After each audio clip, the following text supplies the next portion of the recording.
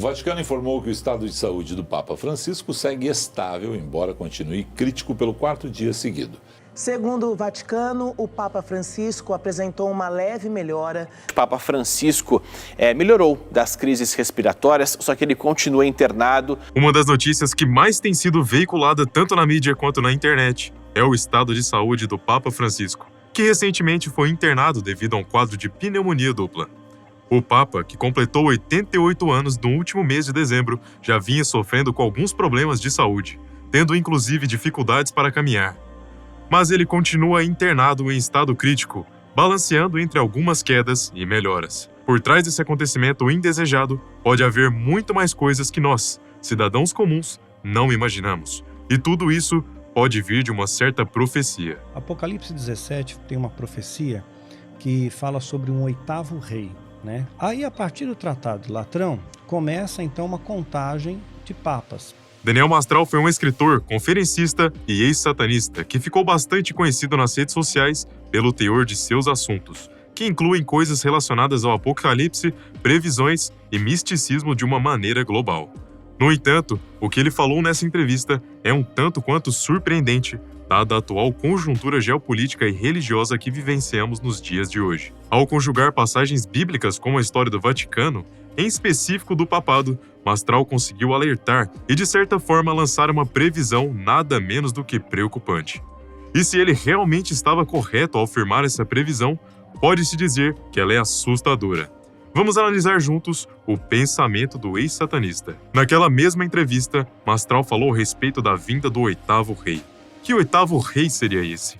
Bom, em 11 de fevereiro de 1929, o então rei italiano Vittor Emanuele III, junto ao seu primeiro-ministro Benedito Mussolini, representando o rei da Itália, se reuniram com o alto clero para definir acordos que ficaram conhecidos como Pactos de Latrão de 1929. Entre os acordos havia o Tratado de Latrão, também chamado de Tratado de Santa Sé, que servia para resolver assuntos internos romanos de longa data e que reconhecia a cidade do Vaticano como um Estado independente sob a soberania da Santa Sé. Em outras palavras, o Vaticano se tornaria um país independente, como na verdade se tornou. Bom, o fato é que, de acordo com Mastral, no capítulo 17 do livro do Apocalipse, que trata da porção, digamos, corrompida da antiga Igreja Católica, há uma mulher que representa a Igreja sentada sobre 7 montes, e não coincidentemente, Roma é cercada por 7 montes. De acordo com a Nova Bíblia Viva, NBV, os 7 montes representam os 7 reis, segundo o que está escrito em Apocalipse 17, versículo 10, que diz assim: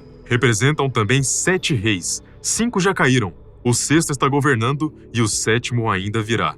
Mas quando aparecer, precisará governar por pouco tempo.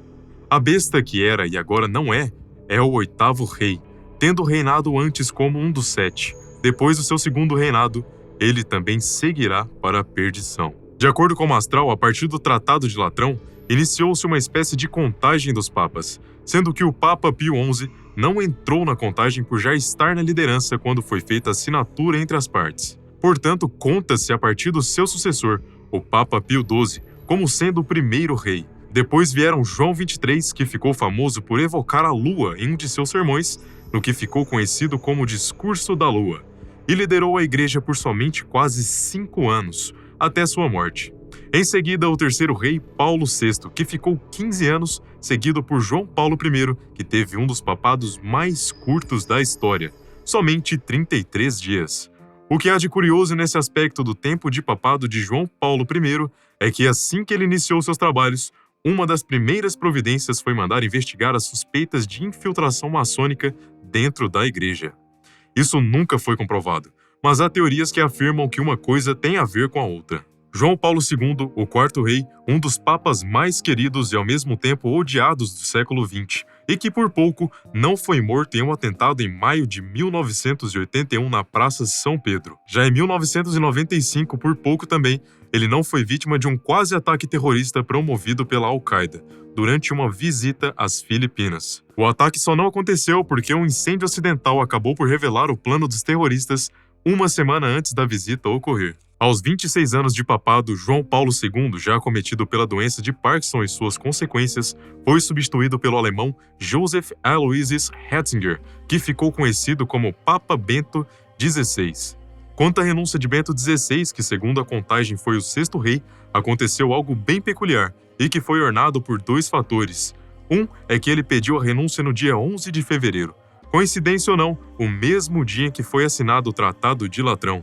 E 2, nesse mesmo dia da renúncia, no ano de 2013, um raio atingiu o domo da Basílica de São Pedro. Coincidência?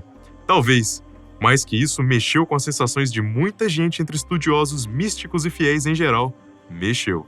Agora temos o Papa Francisco, o 7º rei, que dá sinais de que não irá continuar, mesmo e queira Deus que sim, que ele melhore rapidamente. Contudo, realidade seja dita, a doença que o aflige é infelizmente muito séria e costuma deixar sequelas que impedem a pessoa de fazer muita coisa. Entre elas, discursar em público, se movimentar demais, cumprir uma agenda lotada de compromissos, enfim, tarefas que são dadas aos papas. Agora é que a previsão se encaixa, uma vez que a probabilidade do novo rei, o 8º, tomar o trono é muito alta. Espere que tem mais coincidências numéricas nessa história. Francisco é o Papa de número 266 desde Pedro, o primeiro Papa que liderou a Igreja entre os anos de 30 a 67 da era cristã. Portanto, o 8º rei será o Papa de número 267. Gosta de numerologia? Somando-se os algarismos, chegamos a 15, que também somados gera apenas um último algarismo, que é 6. Este 6 não é um número qualquer, aleatório ou solto. É um dos pilares da besta, que forma a temível marca 666, ou 666, que para nós brasileiros costumamos também referir como 666, o número da besta. Segundo o Mastral, este número forma o que chamam de trindade satânica, na qual cada algarismo representa uma destas entidades, a besta em si, o falso profeta e o anticristo. Interessante, não? O falso profeta, neste caso, estaria na figura do 8º rei, que, simplificando, será o próximo Papa a substituir Francisco, caso ele deixe esta lacuna. Afinal de contas, seguindo as tradições católicas, ela deverá ser preenchida. O falso profeta deverá se apresentar como o novo salvador da igreja, ou até mesmo das igrejas e religiões, mas não será o anticristo. A priori, ele será aquele que terá soluções para os problemas internos e externos do Vaticano. Será o que conseguirá unir os elos para a corrente que estará sendo armada pelo anticristo. Em outras palavras, ele será o apoio do anticristo perante a igreja, perante os fiéis. Para quem governa, ter o apoio de uma instituição tão importante é um verdadeiro instrumento de persuasão. A besta é a própria criatura ou entidade, como queira, enquanto o anticristo é interpretado nem sempre como uma só pessoa, mas como um grupo delas, ou uma instituição cujo domínio global será gradual e com tendência ao doloroso. Não entendeu? Explico. Conforme consta nas Escrituras, no início o anticristo tenderá a conquistar as pessoas com sua simpatia, conseguindo realizar uniões antes impensadas e trazer uma sensação de paz mundial. Ainda é dito que a humanidade irá experimentar um período de grande felicidade e sensação de prosperidade, até que deverá ser como sair de um sonho e cair num terrível pesadelo. Parece loucura vincular o que foi escrito há 2000 anos atrás e em forma simbólica profética com o que acontece hoje.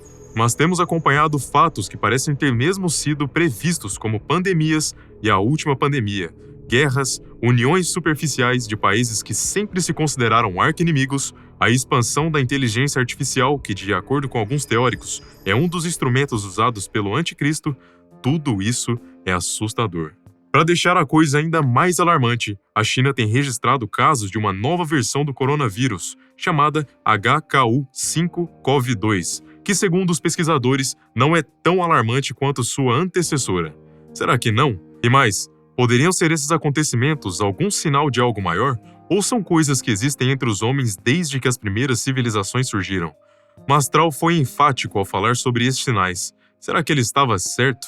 Daniel Mastral, que nasceu e foi batizado como Marcelo Ferreira em março de 1967, era casado e entrou para um grupo de satanistas ainda aos 17 anos de idade. Em uma entrevista, ele disse ter deixado a seita quando foi chamado para participar de um ritual que envolveria um sacrifício do qual ele jamais poderia compactuar. Tratava-se de uma criança, segundo ele. Daniel Mastral foi encontrado morto em seu apartamento em 4 de agosto de 2024. Apesar de seus amigos terem solicitado uma investigação para o assassinato, a polícia chegou à conclusão que o ex-escritor, na verdade, tirou a própria vida. Uma das justificativas era que ele sofria de depressão. Você conhecia Mastral? O que acha da previsão que ele fez? Conta aí pra gente nos comentários. Um forte abraço e nos vemos depois.